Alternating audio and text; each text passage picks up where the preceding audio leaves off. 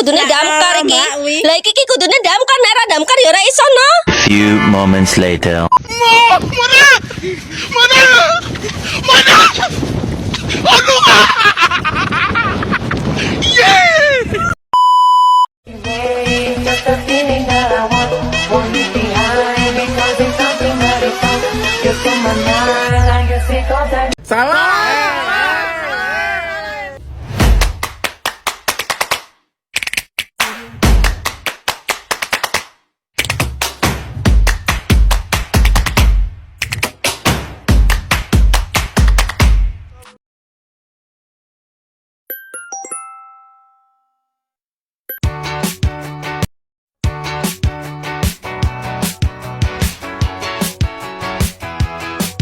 There's a stranger in the bed. There's a pounding in the head. Glitter all over the room. Pink flamingos in the pool. I smell like a minibar. DJ's passed out in the yard. Bobby's on the barbecue.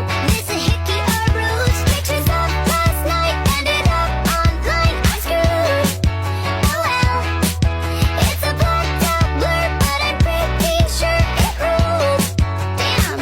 Last Friday night, yeah, we danced on tabletops. And we took too many shots. Think we kissed, but I forgot. Last Friday night, yeah, we maxed your credit cards. And you kicked out of the bar, so we hit the boulevard. Last Friday night, we went streaking in the park. Skinny dipping in the dark. Then had all the